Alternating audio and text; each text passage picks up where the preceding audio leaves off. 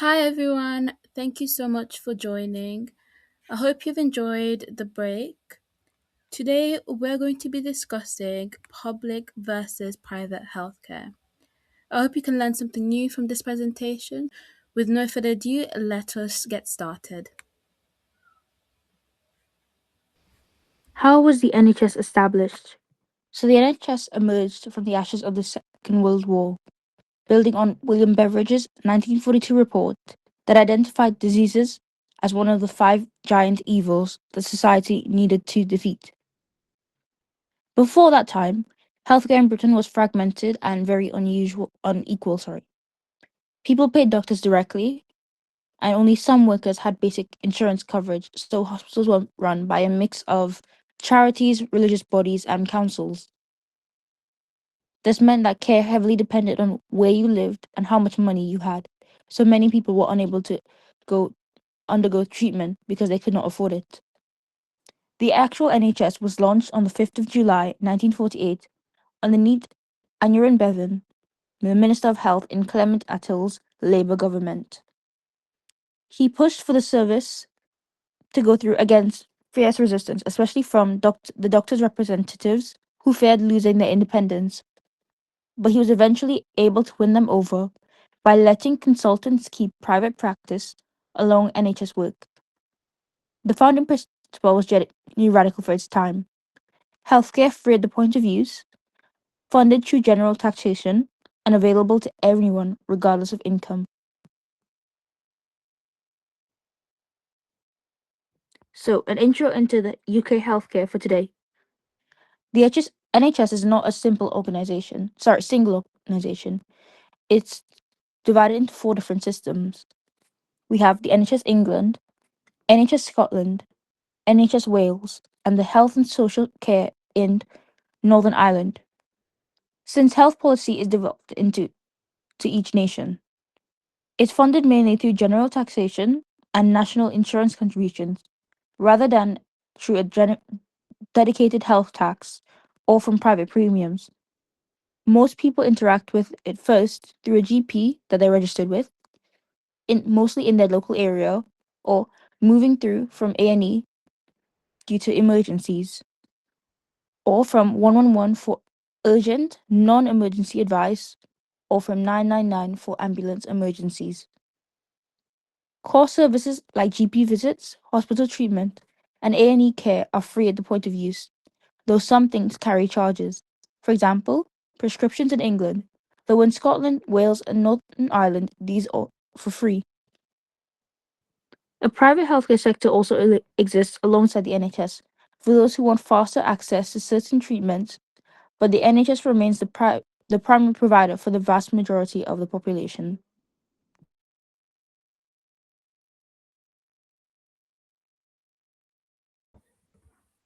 One of the biggest advantages of the NHS is that it is free at the point of use, meaning that people can access healthcare regardless of their financial situation. It links closely to its universal access, helping to reduce health inequalities by ensuring everyone receives care based on clinical need. The NHS also provides comprehensive care from GP appointments and emergency treatment to mental health services and long term disease management. Its focus on prevention through vaccination programs and health screening helps detect diseases earlier and improves overall public health. Finally, the NHS supports medical research and the training of future healthcare professionals, allowing new treatments to be developed and improving patient care. Despite facing challenges such as increasing demand and funding pressures, these strengths make the NHS one of the most valued healthcare systems in the world.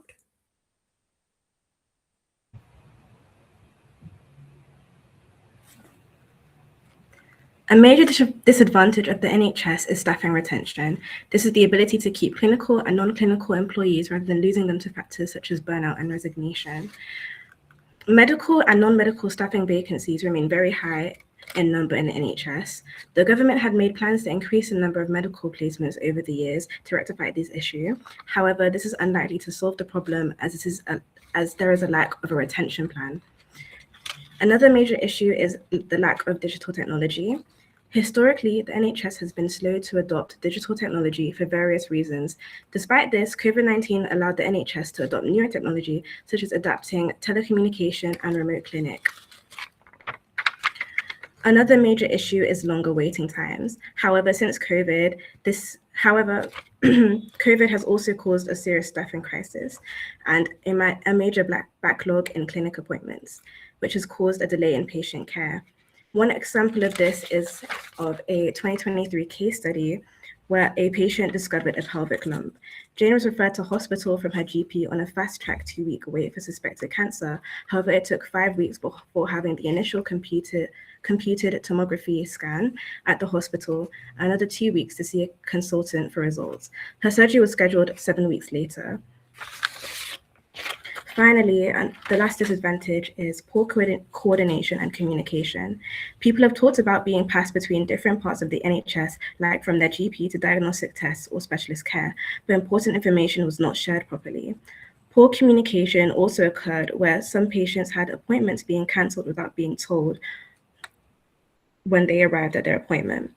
Others have mentioned communication problems with staff themselves, saying conversation felt rushed, their concerns were dismissed, and all of these factors have contributed to worsening patient care.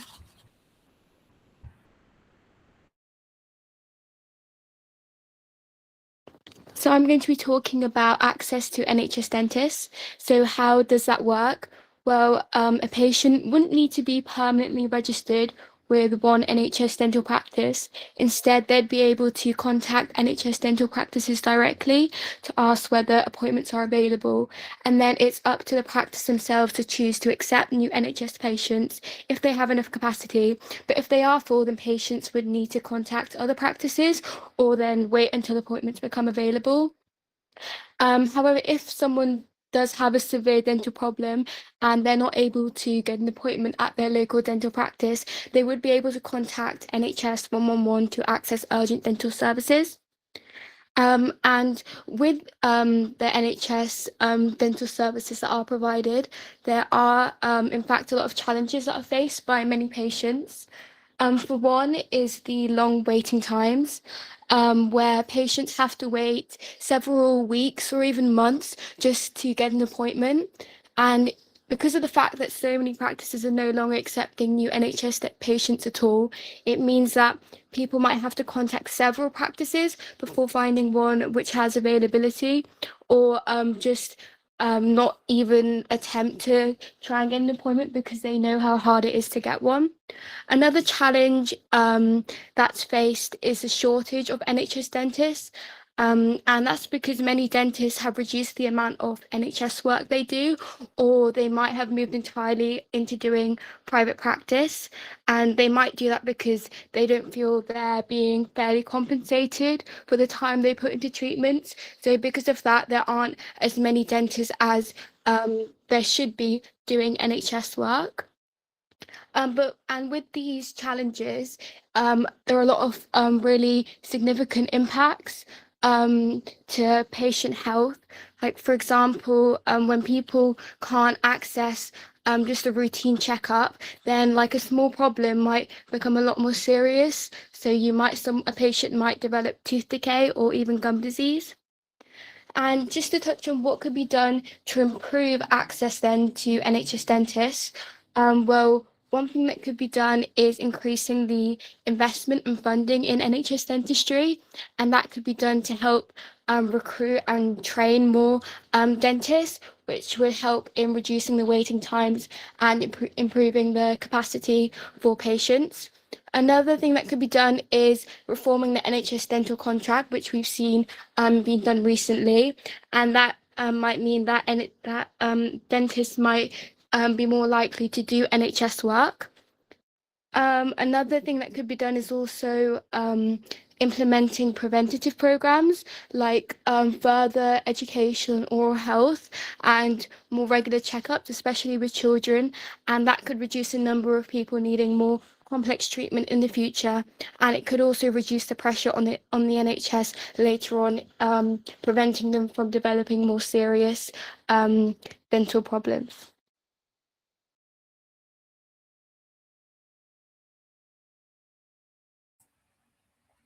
Ethical inequalities in medicine. Medical ethics are core to the NHS and moral principles by which doctors must conduct themselves. There are four pillars of medical ethics: beneficence, the duty of doctors to do good and act in their patients' best interests, both clinically and emotionally; non-maleficence, the duty to do no harm and avoid action that could harm the patient either physically, psychologically, and socially; autonomy, the patient's right to make informed decisions about their own medical care, even if that goes against medical advice; and justice. This combines the concepts of fairness, equality, and transparency, especially when the NHS has limited resources. Doctors must provide patient care fairly without any bias or discrimination. The four pillars were created as a shared framework for resolving ethical dilemmas. These principles are treated as prima facie duties, meaning none are automatically outrank the other. Instead, doctors balance them against the specific situation. For example, in this case, the Charlie Gard case, there are several ethical dilemmas during this. The background: Charlie Gard was born on 4th August 2016 at full term and initially appeared healthy. However, within a few weeks, his parents noticed that he was unable to lift his head or reach normal development. After several tests, including MRI scans, he was referred to the Great Ormond Street Hospital, where he was diagnosed with mitochondrial DNA depletion syndrome, a rare genetic condition that prevents cells from producing enough energy. As his condition worsened, he required a mechanical ventilator to help him breathe. The conflict. In late 2016, Charlie's parents learned about an experimental treatment called nucleoside therapy, developed by Professor Michio Hirano in New York. The treatment had shown some success in patients with different form of MDDS, but had never been tested on someone with Charlie's specific gene mutation. His parents wanted him to take him to the USA to try this treatment, believing it was the only remaining hope. However, before Charlie